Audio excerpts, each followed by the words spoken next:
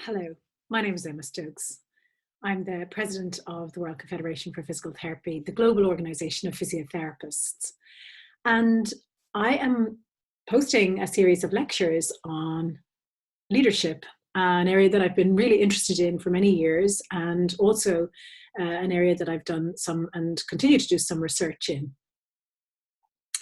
And these lectures are intended to go on beyond this period of time. But we are living through a remarkable time at the moment. And so in some ways, I really wanted to frame a little bit of what I've been thinking about and how we can see leadership enacted in this time. And that's why this first short video situates a little bit of what's to follow in this remarkable time that we're living in. So I'm going to share my screen and we're going to have a look at the slides and you will get to see some of what I'm talking about. In my slides, which I'm sharing now. So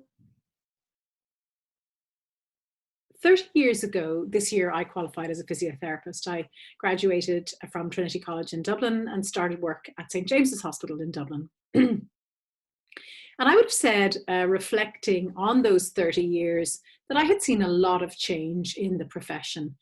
We moved into the era of direct access and patient self-referral. The profession became increasingly autonomous around the world. And of course, the 1980s were when some of the first degrees in physiotherapy were awarded, the bachelor's degrees, and we've seen how education has evolved.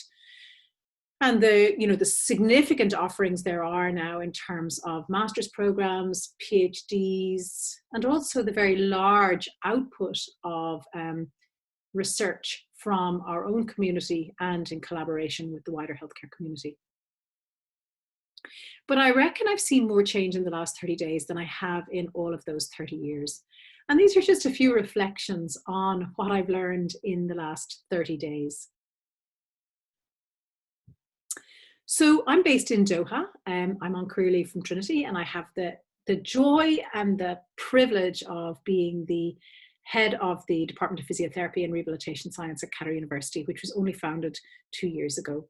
We have our first intake of students, and 3 weeks ago, I left Doha to return to Dublin so I could support my family during this period of time. And I'm eternally grateful to the amazing leadership that was shown in Qatar University when we went very swiftly online, that it was okay for me to return to my family and to be able to do everything that I do as the head of department, but online.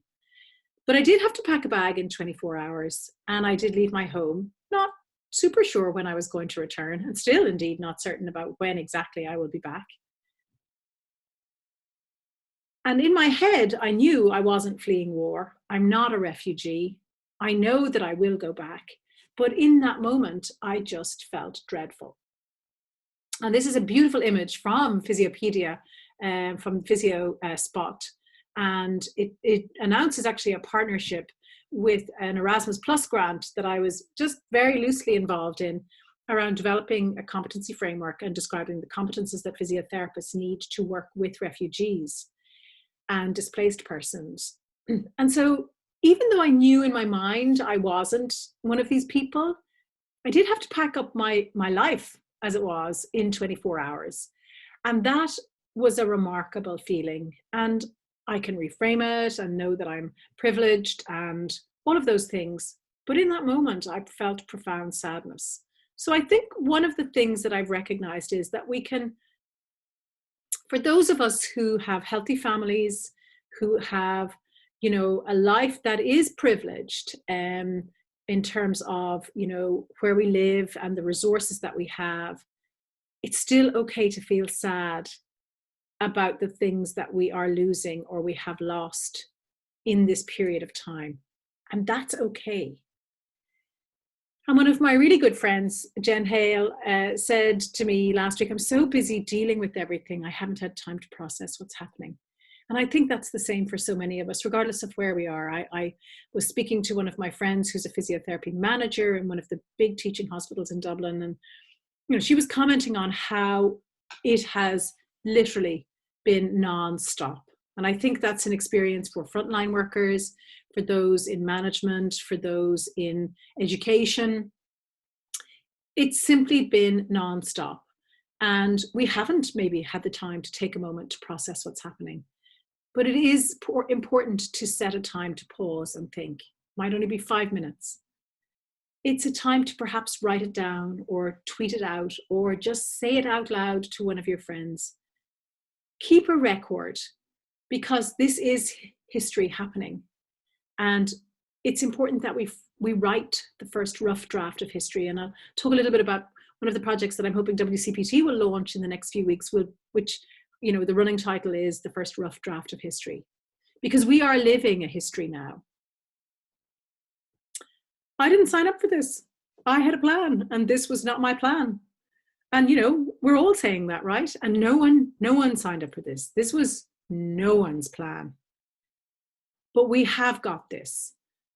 The universities, the educators in your life, the people who are leading in service redesign and redevelopment, your professional organizations. I have seen so many member organizations of WCPT who have just been absolutely remarkable advocating on behalf of the physiotherapists in their country, members and non-members. We have got this. Organizations have got this. And the collaboration that we see across disciplines, within our profession, beyond our profession, in our communities, this pandemic has brought out the best and the worst of people. But we should be confident and trust in our professional community and in the people who we work with and who are leading in our educational institutions, in our professional communities, in our health services. And I'm very proud to say that WCPT does. WCPT has got this. Our staff and the board and our regional chairs and our core of volunteers and our subgroups, they've got this and are producing and sharing resources all the time. WCPT has just launched a task force on physiotherapy education, a knowledge hub where we're gathering the resources that are being produced by the global community and putting them in one place. And then to try and ensure that there isn't duplication, we're launching a registry in the next week, which will allow us to act as a repository for all of the activities that are going on, which will not just be a resource now, but will also be a great resource as we move forward beyond this into the next phase of whatever that is for our profession. And many of us feel helpless, right? We feel we should be doing something, but we're frustrated because what can we do? And I'm really lucky. I have a number of, I have 2 nieces, and they are, you know, at the age when, you know, Frozen is still on their radar. And so I saw Frozen 2, and any of you who saw Frozen 2, there's a great song in it, which just the phrase that comes out of it is just do the next right thing. And so for many people, that will be ending the semester. For others, it'll be about focusing the energy on now and on next week and just taking it day by day, week by week, and recognizing that that's probably as much of the control that we have in relation to things at the moment. But it also gives us an opportunity to be ready for the next right thing. And we should remember, as Dave Nichols very recently wrote in a blog on history.physio, that physiotherapy exists as a profession because it was able to respond to some of history's cataclysmic moments. So, for instance, we came from whence we came, well, the professional organization in the United Kingdom, the Chartered Society of Physiotherapy, its first iteration arose out of scandal.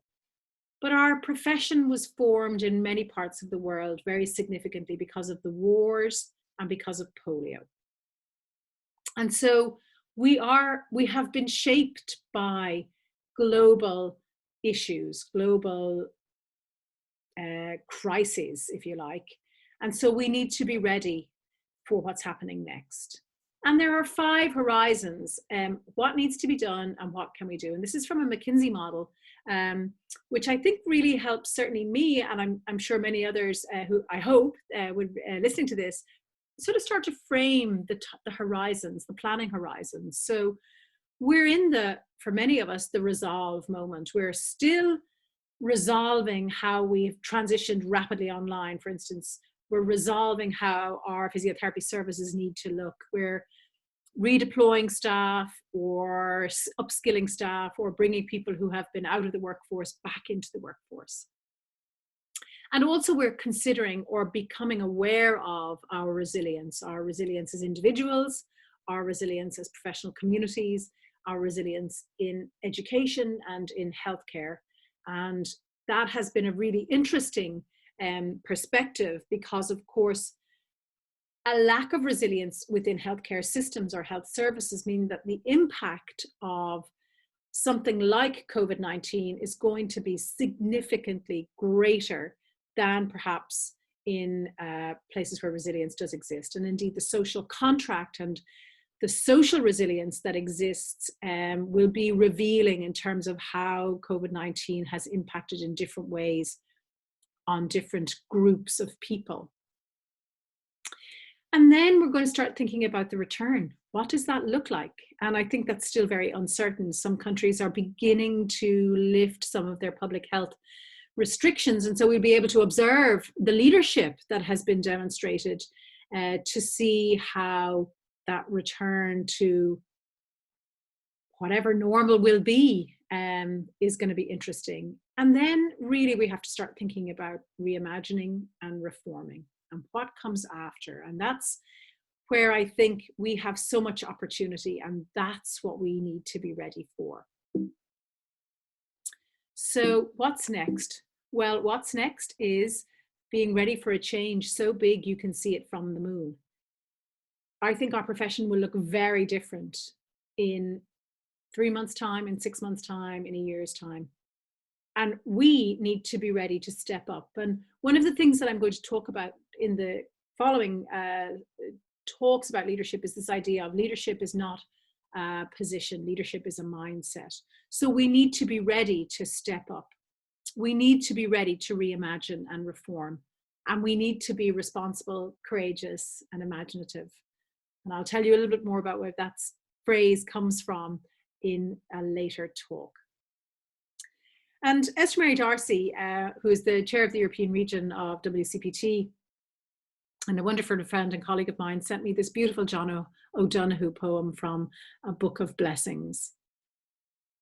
And the photograph is from Sean McAuliffe, one of my colleagues in the Department of Physiotherapy and Rehabilitation Science in Cattar University. But I thought these were the perfect words for this time. And they are: this is the time to be slow.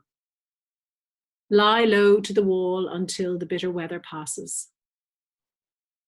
Try as best you can not to let the wire brush of doubt scrape from your heart all sense of yourself and your hesitant light.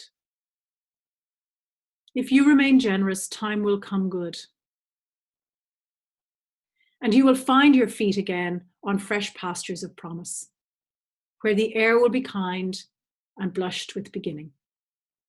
I hope you can join me on the rest of these lectures over the next period of time as we return, reimagine, and reform. Thank you.